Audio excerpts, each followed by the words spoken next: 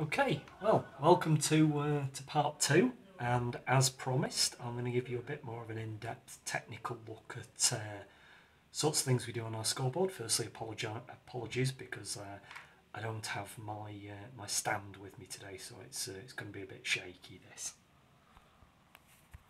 Okay, so here we are. So this is our sequence designer.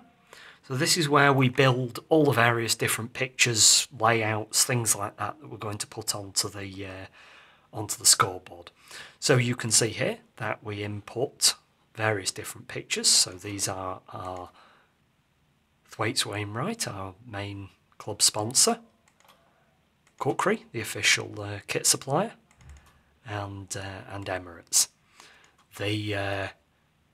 Most of these photos are either provided for us by the companies themselves, or for a lot of the time they sit within our branding and our idea. Okay, so that's a few things. So we can import pictures. We can do that really easy. So you've got file, import image, AVI, and you can pick a picture and it imports it straight into the layout. Okay, so what are we going to have a look at then? Let's have a look at the one-day scoreboard. So this is our wireframe of the scoreboard. So you see up here we've got all these various different blue boxes and lots of text written in there. This is where the numbers are going to populate. So from part one, you remember we saw the total cricket scorer. What that does is that feeds the data across this computer so that when you click that, all the numbers come through. And it would fill out this scoreboard and it will put them all in the places. So let me show you some of the things that we do on this scoreboard that I'm quite proud of. So this is our one-day game, the second innings. We always like to keep our total running across the top. Now, one of the things we try and do is we try and keep everything, we try and line everything up as much as possible, not just vertically, but also horizontally. There's some other scoreboards out there that I've seen at other test grounds, dare I say, that have the details dotted around the scoreboard. And it's not the easiest and most logical thing to follow. So using a bit of computer usability and things like that, the majority of people, they're going to read linear. And you're also interested in things that are going to line up vertically as well. It's a much neater design technique.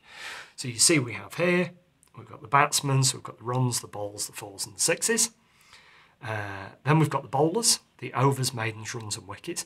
What's very strange for me is that if I was to cover that up, everybody who follows cricket would know what those stats are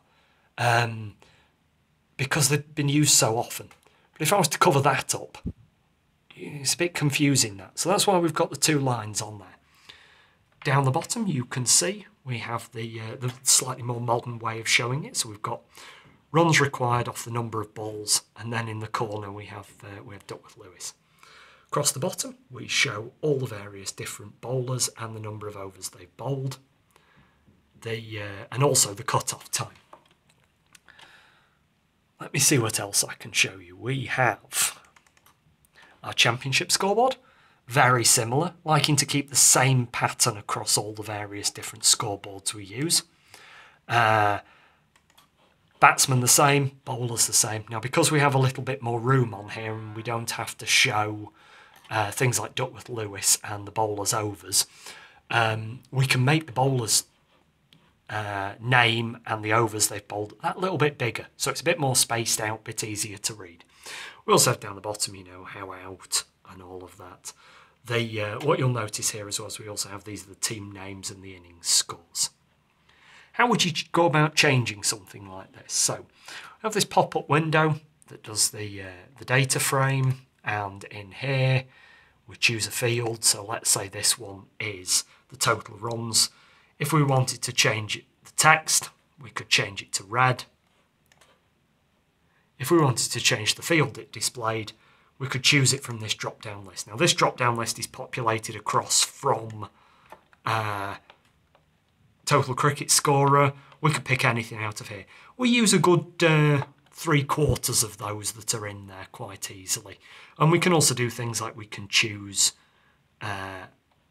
the layout and the length that we want to show. So sometimes fields might come through a bit longer than we've actually got room to display.